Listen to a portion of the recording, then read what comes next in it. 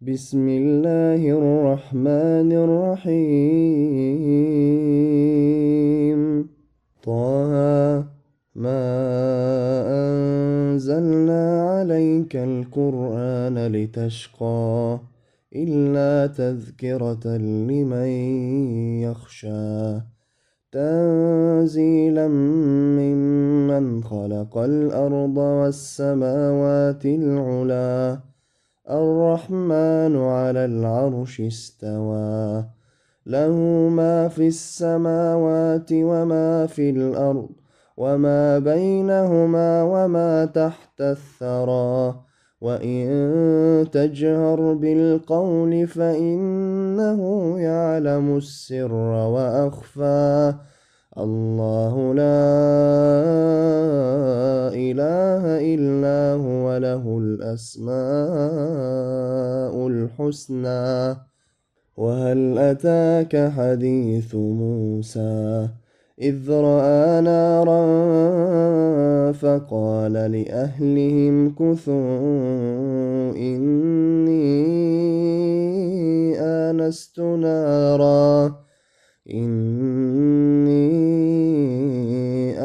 آنست نارا لعلي آتيكم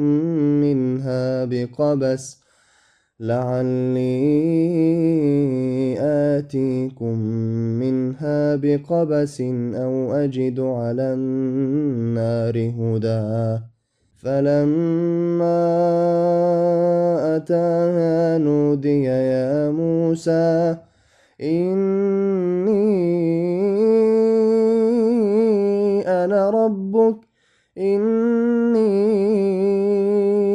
أنا ربك فاخلع عليك إنك بالواد المقدس طوى وأنا اخترتك فاستمع لما يوحى إنني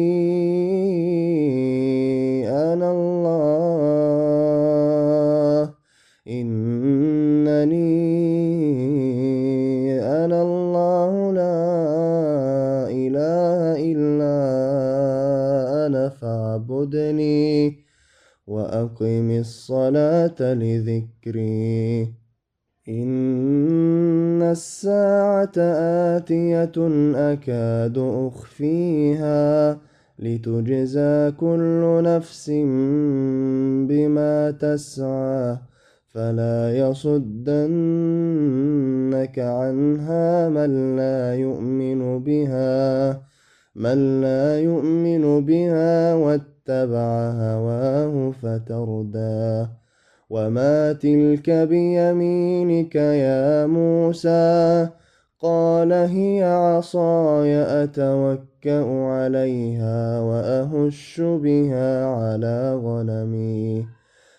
ولي فيها مآرب أخرى قال ألقها يا موسى فألقاها فإذا هي حية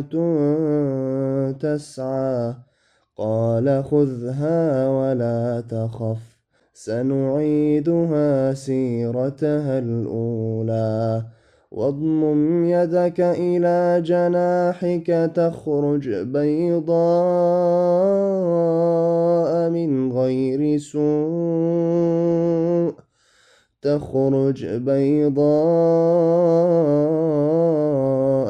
غير سوء آية أخرى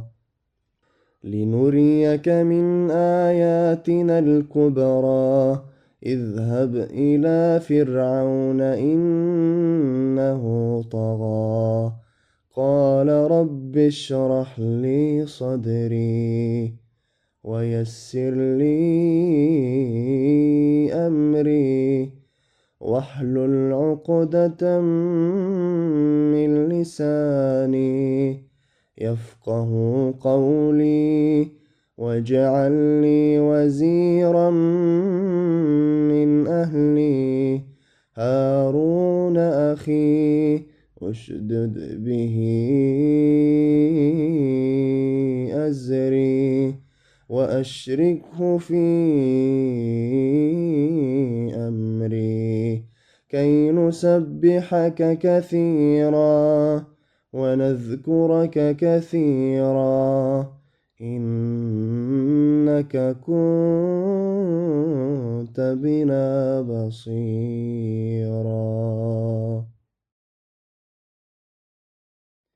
بسم الله الرحمن الرحيم. الرحمن علم القرآن خلق الإنسان علمه البيان الشمس والقمر بحسبان والنجم والشجر يسجدان والسماء رفعها ووضع الميزان ألا تطغوا في الميزان وأقيموا الوزن بالقسط ولا تخسروا الميزان والأرض وضعها للأنام فيها فاكهة والنخل ذات الأكمام والحب ذو العصف والريحان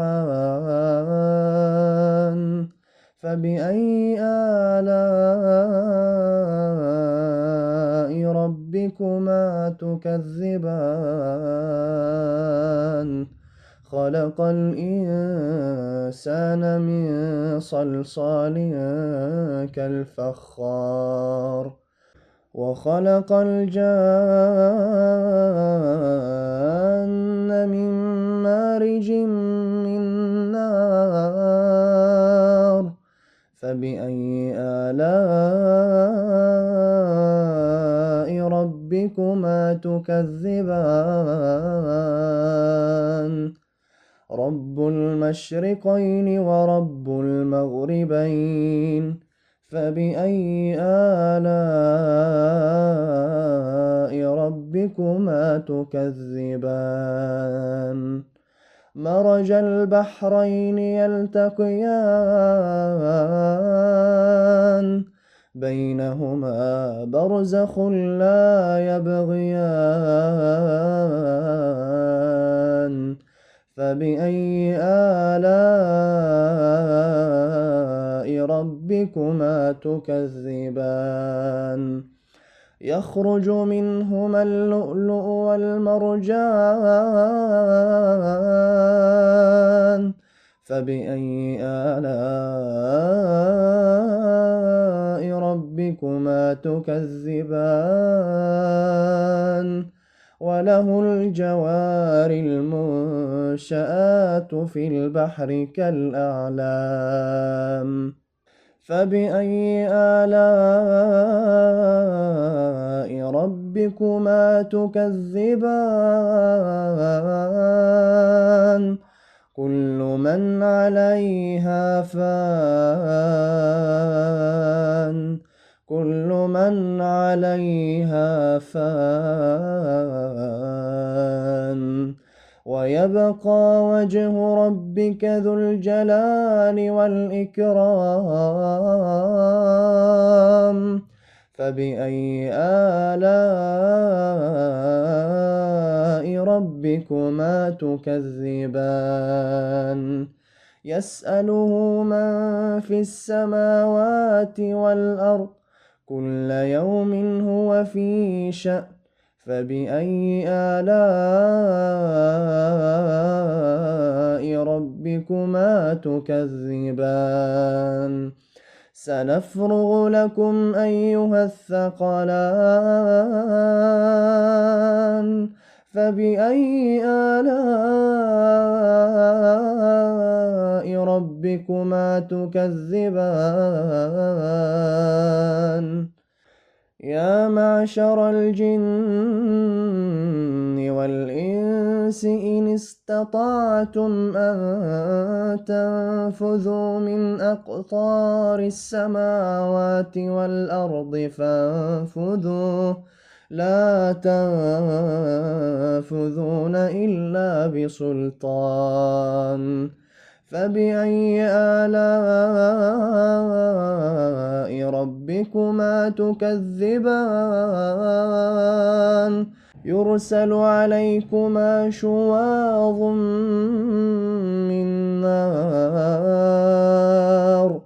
من نار ونحاس فلا تنتصران. فبأي آلاء ربكما تكذبان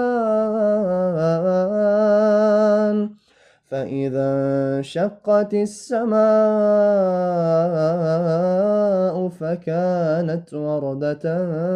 كالدهان. فبأي آلاء ربكما تكذبان فيومئذ لا يسأل عن ذنبه إنس ولا جان. فبأي آلاء ربكما تكذبان يعرف المجرمون بسيماهم فيؤخذ بالنواصي والأقدام. فبأي آلاء ربكما تكذبان هذه جهنم التي يكذب بها المجرمون هذه جهنم التي يكذب بها المجرمون يطوفون بينها وبين حميم آن. فبأي آلاء ربكما تكذبان ولمن خاف مقام ربه جنتان. فبأي آلاء ربكما تكذبان